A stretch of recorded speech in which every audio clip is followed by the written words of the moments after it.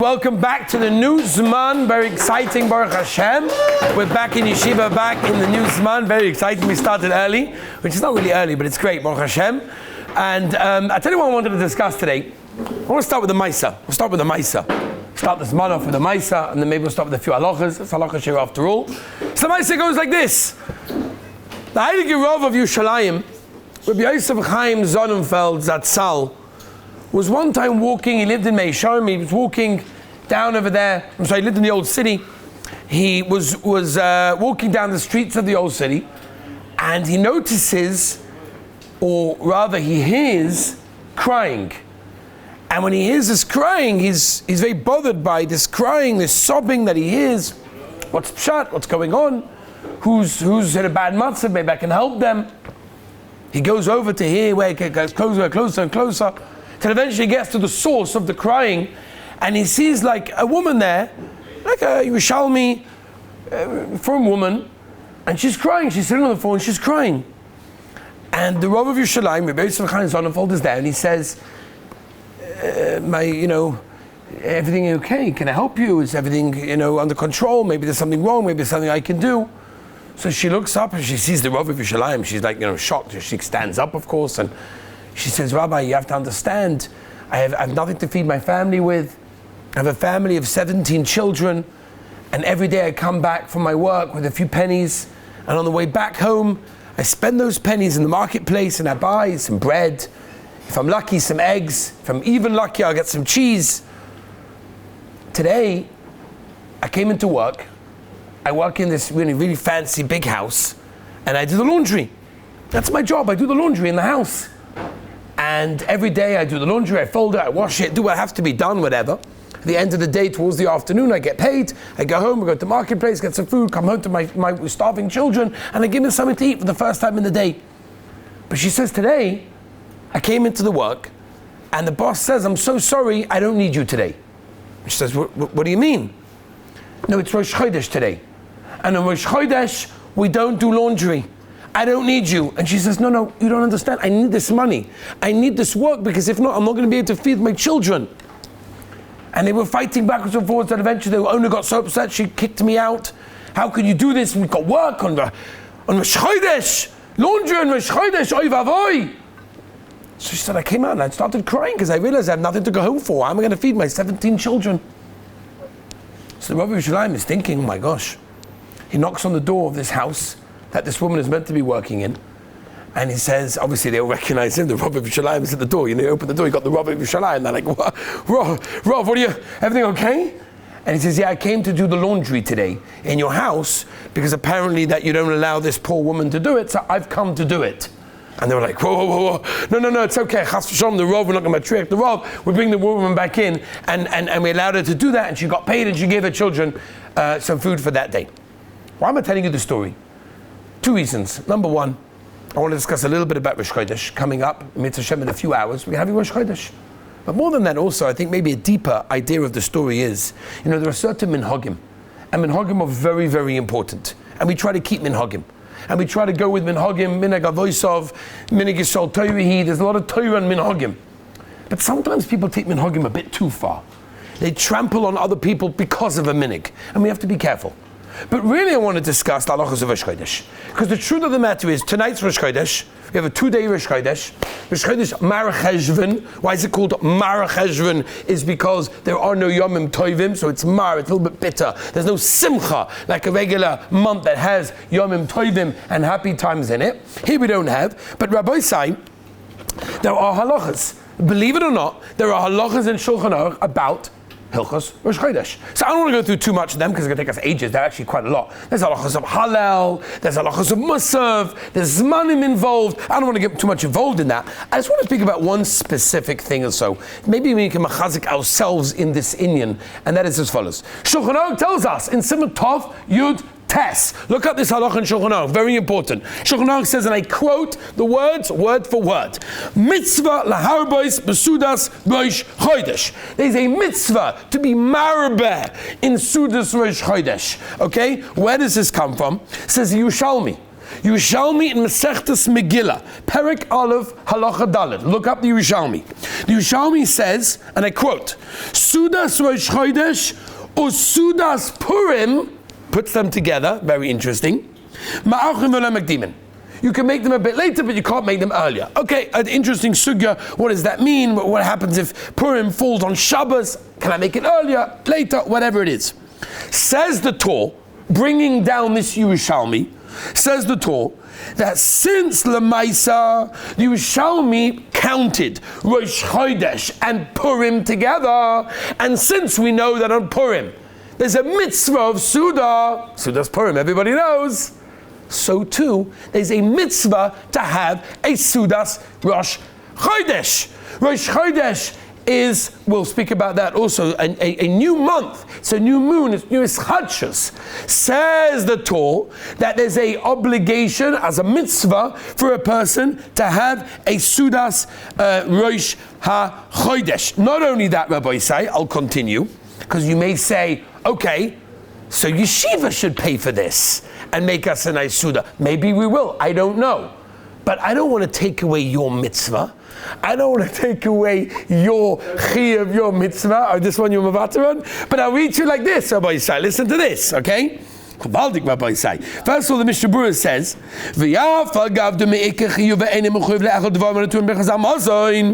there's no chiyuv to eat something that requires benching. Meaning, I don't have to wash. Because if I have to wash, I have to bench. Nobody wants to bench. So there's no chiyuv, says the Mishnah Berurah, on Rosh Chodesh to eat things that are chiyuv in Birkas Hamazon. V'yochal lotzis b'shad dvarim, ukadal semen kuf peiches. You could be yaitz with other things, right? Okay, want to buy yourself a nice packet of bamba, a covered Rosh Chodesh, gavaldik, beautiful, moedik, no? Bisley, meat board, yes. Okay, fish board, vegetable board, I don't know, whatever the latest, whatever it is. Zog the Mishnah Berurah, Mikol Makoim, ha-moitzi al sudas rosh chodesh v'oicha v'shoysa by b'toiv, harei zeh meshubach. You are praiseworthy. Just like we have Harei Zeh Meshubach, the Rambam tells us about Kol HaMasapa Yitzias Mitzrayim. You keep on going by Yitzias Mitzrayim, Leil HaSeder, Harei Zeh Meshubach, Harei Zeh Meshubach over here. Have a Suda with bread and everything else. Not only that, Rabbi say, this is what I wanted to tell the Olam. Kosav HaPoiskim, again, this is the Mishnah Berurah, right? Mishnah Berurah's halacha safe, it's telling us halacha l'maisa. It's not musa, hashkafa, nice things. It's halacha l'maisa, ben, okay? Zug the Heilige Mishnah Berurah, v'kosav HaPoiskim b'shem, Medjut Psikta, Kol Mezaynoisav Shal Adam. Rabbi said, we all know this on the Gemara in Be'er, right? The Gemara says that all of your, we just had Rosh Hashanah a few weeks ago, right? All of your parnasa is set from Rosh Hashanah to Rosh Hashanah. That means on Rosh Hashanah, the Rebbeinu Shalom decided how much parnasa you're going to have, how much cash flow you're going to have, how much of the credit card is going to go through. As I state, right? For Shachazal. Kutim Rosh Hashanah. Chutz mima shemoitzi b'shabbosos v'yomim toivim v'rosh chadashim v'chol hamoed u'ma shetinoikus manichon beis rabbon. Tuition for yeshiva. But anyway, it's clearly over here that the Mishnah Berurah brings v'shem the Medrash v'shem Chazal, which is the Gemara. The Gemara tells us in Be'er Tezayin that everything is set from Rosh Hashanah to Rosh Hashanah except for those things. Now, by the way, it is true that it doesn't really mention Rosh Chodesh and Chol HaMoed, but the Beis Yosef and other Rishonim say that it does. It includes Rosh Chodesh also, which means, according to that, if you say, what do I do? Very nice. Great shmooze, have to be married by Basuda. I don't have any money. It ran out a few weeks ago during Bein Hazmanim. I spent my Walt. Somebody said to me yesterday that out of all the apps that need deleting on their phone, the Walt app needs to be deleted ASAP because they're spending so much money on that thing. So they spent all their money, got no more money left. Zog the Heilige Chazal, Mishnah Berurah brings that Lalacha Lamaisa, that it's not included. That means in whatever the Rabbeinu Shalom decided is going to be your parnas on your money from Rosh Hashanah to Rosh Hashanah this year, it does not include what you spent on Rosh Chodesh. So whatever you spend on Rosh Chodesh, Rabbi say, is free. It's on Hashem's tab.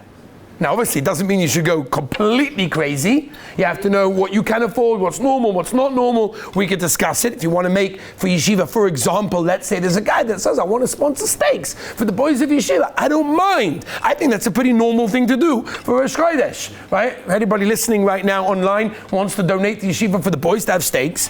I'm sure nobody here will complain and say that that's too much, right? Muskim? Sam, you muskim? No, that's normal, right? Dave, are you with me? Okay, good. Meatballs also? Okay, we'll take the meatballs. Al kol panim. So there's a mitzvah to be married in Suda. It's a mitzvah to be married in Suda. Just two halachas, Rabbi say more as well, just to know as well, important as well. There are many people that don't have haircuts on Rosh Chodesh. Now this comes from Rabbi Yehuda Chosid.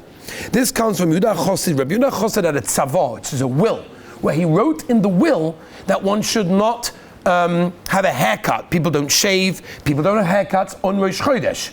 Now, there are those, by there's the Eish Lavam, a Butchacha, that wants to be makel on tonight and tomorrow night of Rosh Chodesh, they want to be makel, but the most hold it's included of the night. Mokem Atzorech is a mokem to be makel by night, but the Meister Mishabur, it is brought down that one should not have a haircut or shave on Rosh Chodesh, Rabbi Yehuda Chosid's will. I'll tell you that I heard this from Rabbi Zul Orbach Shlita, who is a son-in-law of Rav Elyashiv, Zatzal, and he told me, b'shem his shver Rav Elyashiv held, and many other poskim also held this way, that it was the tzavah of Rabbi Yehuda Chosid was written for his descendants. So if you were a direct descendant of Rabbi Yehuda Chosid, in a chanam you should have a haircut or shave on Rosh Chodesh.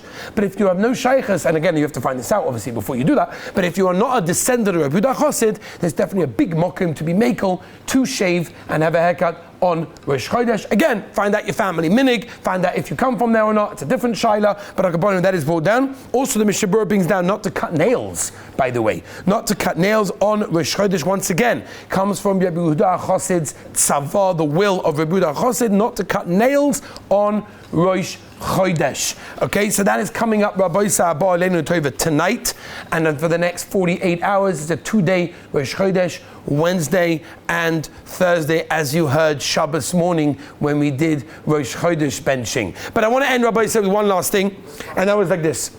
It was a cold winter morning in a very, very special place called Mezhbush, which Baruch Hashem, the yeshiva was zoicha to spend one of our very first trip Shabbosim in the heilige place called Mezhbush with the heilige Baal Shem HaKodesh. It was an unbelievable Shabbos, which we remember Adar Yom Hazeh 100%. Shalashidus went on for a long time after Nacht.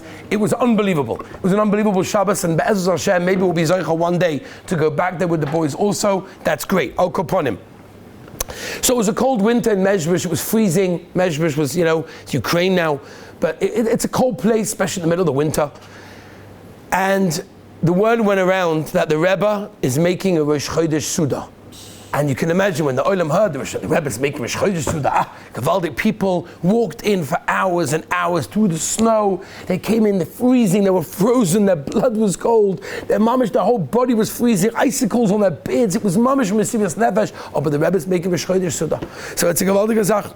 Everybody gathered around, and if you were ever Zoicha to be in Mezhbush, or see pictures, or maybe the Heilige Baal Shem Tov Shul, it's an old wooden shul with like these old wooden beams, and wooden chairs and benches. We were zoicha to spend Shalashitas there. It was amazing. And the Rebbe was sitting at the top of the table over there. And before him, there wasn't any major, what did he have already? A bit of cake, some herring, maybe some hot soup. But for the Hasidim sitting around, this was like a royal feast. Sitting Rosh Chodesh Suda with the Rebbe on Rosh Chodesh was unbelievable. And the Rebbe got up to speak after a few nigunim. They were singing, they were fabraying together. The Rebbe got up to speak, and he said the following simple idea, which I want to end this noisa, this halacha with. And he said as follows. He said, why do we make a Suda on Rosh Chodesh? So the Heilige Baal Shem HaKodesh, why? Because the moon, especially at this time of the month, is very, very small. You don't see much of it. It's almost like hidden. It's almost small. But it never gives up. It always continues to return. It always is renewed. And therefore, the Heilige Baal Shem HaKodesh, a Yid has to gain that lesson. A Yid has to note that we also, the same thing as well, sometimes our light gets a little bit hidden. Sometimes our light gets a little bit distracted. It gets a little bit small. We don't see it so much, not illuminating so much. Aber sagt der Heilige Baal Shem HaKodesh, don't despair. Rosh Chodesh teaches us this idea of ischadshus, of renewal, and whispers to every single one of us that we can also begin again. And that is the message when the Holy Baal Shem HaKadosh looked around the table. He said, that's why we're eating. That's why we're singing. We're not just celebrating the moon. We're not celebrating the new moon. We're celebrating our chance to shine once again. We should be Zocha Be'ezras Hashem to have a beautiful Simcha Dika Rosh Chodesh.